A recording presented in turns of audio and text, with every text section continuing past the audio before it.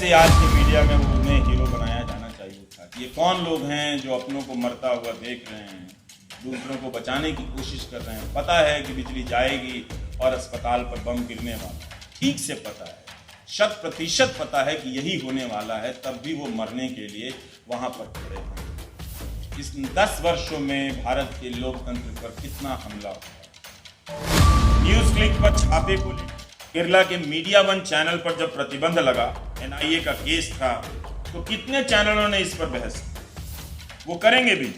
अभिसार शर्मा को लेकर एक सांसद ने नाम ले लिया कि चीन से पैसा ले, कहीं कोई प्रमाण नहीं है, और उस पर मुख्यधारा के गोदी मीडिया ने उस पर बहस भी कर दी। अभिसार खुद पत्रकार है, तो अब पत्रकार को उस मीडिया से लड़ना पड़ रहा है अपने अस्तित्व को बचाने के लिए। तो आम नागरिक की क्या हालत होगी आप समझ सकते हैं।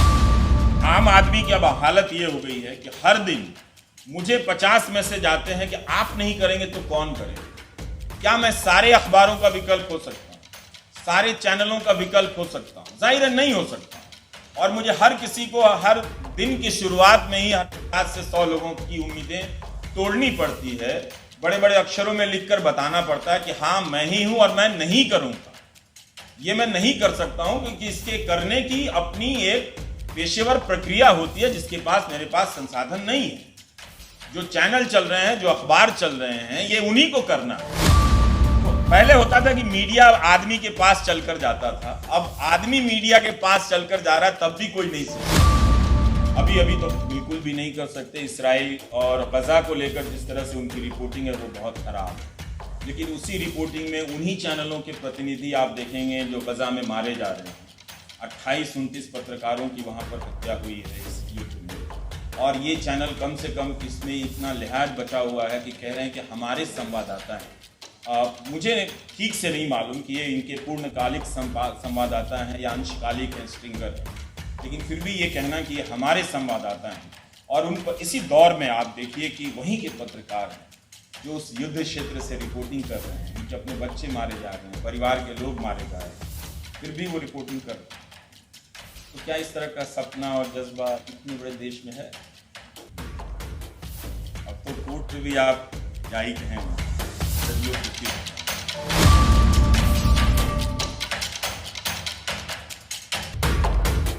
तो आज पत्रकार होने के लिए सांप्रदायिक होना और एंटी मुस्लिम होना पहली शर्त। और जब आप सांप्रदायिक हो गए तो आप किसी भी तरह से लोकतांत्रिक और संवैधानिक नहीं हो सकते। वो संभावना आपके भीतर ही खत्म हो गई, वो किसी संस्थान से पैदा नहीं की जा सकती। और हिंदू मुस्लिम का मैं इस्तेमाल नहीं करता, मैं अक्सर एंटी मुस्लिम का इस्तेमाल करता हूं, क्योंकि अब सब एक तरफा है। तो जब पत्रकारिता सांप्रदायिक हो जाए, उसके भीतर के लोग भीड़ की हत्या पर जश्न मनाने लग जाएं, क्या आप उसे संविधान का पाठ पढ़ा सकते हैं? आज के गोदी मीडिया में हर तरह की बुरी आत्मा प्रवेश कर गई है। एक जो अच्छी आत्मा थी, संविधान की आत्मा, वो मीडिया से बाहर कर दी गई है। अब मीडिया पर बहुत से एंकर इसकी निंदा अब नहीं करते हैं। न्यूज क्लिक पर छापे को लेकर केरला के मीडिया वन चैनल पर जब प्रतिबंध लगा, एनआईए का केस था, तो कितने चैनलों ने इस पर बहस की। वो करेंगे भी नहीं। अभिसार शर्मा को लेकर एक सांसद ने नाम ले लिया कि चीन से पैसा ले, कहीं कोई प्रमाण नहीं है, और उस पर मुख्यधारा के गोदी मीडिया ने उस पर बहस भी कर दी। अभिसार खुद पत्रकार है, तो अब पत्रकार को उस मीडिया से लड़ना पड़ रहा है अपने अस्तित्व को बचाने के लिए। तो आम नागरिक की क्या हालत होगी आप समझ सकते हैं। तो हमें नहीं मालूम था कि इनके धार्मिक मूल्यों और सांस्कृतिक मूल्यों के बीच में इस तरह का मीडिया मूल्य बचा हुआ है। वो ऐसे मीडिया के दम पर अपने धार्मिक और सांस्कृतिक प्रदेश या राष्ट्र की कल्पना करते हैं, पर अब तो नजर आता है। तो अगर आप पत्रकारिता करेंगे, अगर आपको लगता है कि आप सांप्रदायिकता के बगैर पत्रकारिता करना चाहते हैं, तो आपको इस मीडिया से भी दिन रात लड़ना पड़ेगा, और लड़ते हुए ही आप पत्रकारिता कर सकते हैं। फिर भी वो आपको देश का दुश्मन बताएगा। यानी इस मीडिया में पत्रकार के लिए भी अब जगह नहीं। प्रेस क्लब में नोएडा के कितने चैनल समर्थन में गए होंगे, अब किसी कोई तो नहीं गया होगा।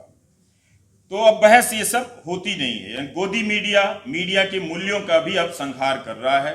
उसके जो संवैधानिक सुरक्षा चक्र हैं, कानून में बदलाव हो रहे हैं, उस पर भी वो बहस नहीं करता, उसे तोड़ रहा है। तो अगर आप आम आदमी की अब हालत ये हो गई है कि हर दिन मुझे 50 मैसेज आते हैं कि आप नहीं करेंगे तो कौन करेगा। क्या मैं सारे अखबारों का विकल्प हो सकता हूं, सारे चैनलों का विकल्प हो सकता हूं? जाहिर है नहीं हो सकता हूं।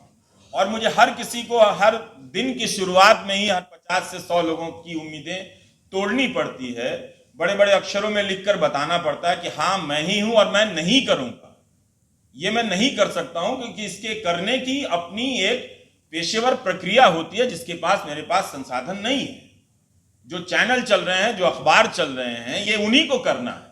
और अगर वो नहीं कर रहे हैं तो आपको ये स्वीकार कर लेना पड़ेगा कि अब ये जो भी अवसर है कि अपनी बात कहीं पहुंचाकर सुना दी जाए, वो समाप्त है, वो मृत प्राय है। मैं उसका विकल्प नहीं हो सकता। ये रोज मैं करता हूं।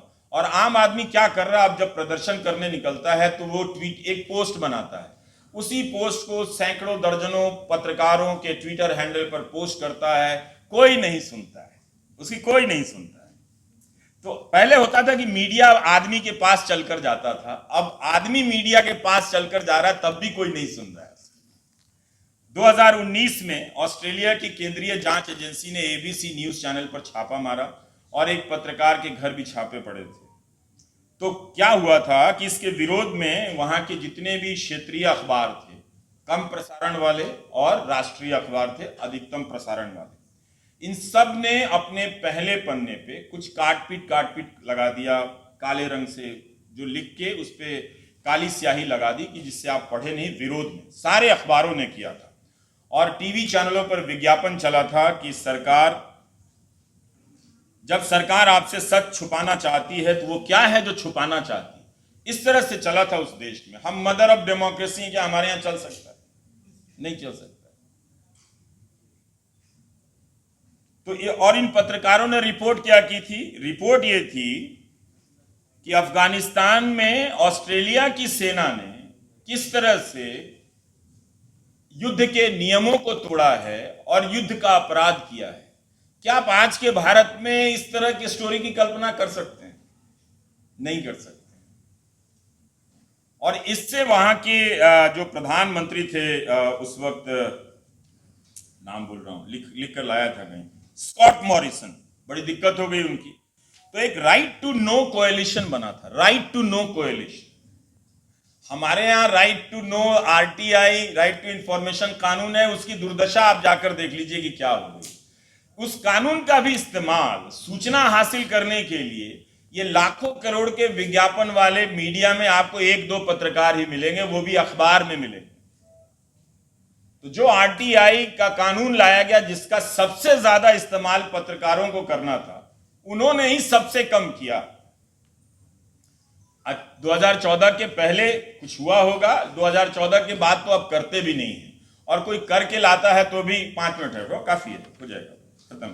तो इस तरह से 2018 में अमेरिका में भी बॉस्टन ग्लोब के नेतृत्व में करीब करीब 300 अखबारों ने संपादकीय लिखा था, प्रेस फ्रीडम के लिए लेके लिखा था। तो ऐसा नहीं है कि मैं पश्चिम के अखबारों को आदर्श के रूप में पेश कर रहा हूं, अभी तो बिल्कुल भी नहीं कर सकते। इसराइल और गजा को लेकर जिस तरह से उनकी रिपोर्टिंग है वो बहुत खराब है, लेकिन उसी रिपोर्टिंग में उन्हीं चैनलों के प्रतिनिधि आप देखेंगे जो गजा में मारे जा रहे हैं। 28-29 पत्रकारों की वहां पर हत्या हुई है इस युद्ध में, और ये चैनल कम से कम इसमें इतना लिहाज बचा हुआ है कि कह रहे हैं कि हमारे संवाददाता हैं।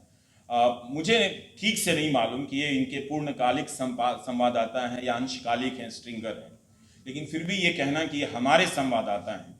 और उन पर इसी दौर में आप देखिए कि वहीं के पत्रकार हैं जो उस युद्ध क्षेत्र से रिपोर्टिंग कर रहे हैं, उनके अपने बच्चे मारे जा रहे हैं, परिवार के लोग मारे जा रहे हैं, फिर भी वो रिपोर्टिंग कर रहे हैं। तो क्या इस तरह का सपना और जज्बा इतने बड़े देश में है? नहीं है। अब तो कोर्ट में भी आप क्या ही कहें, उनका जज लोग दुखी हो जाएंगे, हमारे बारे में भी।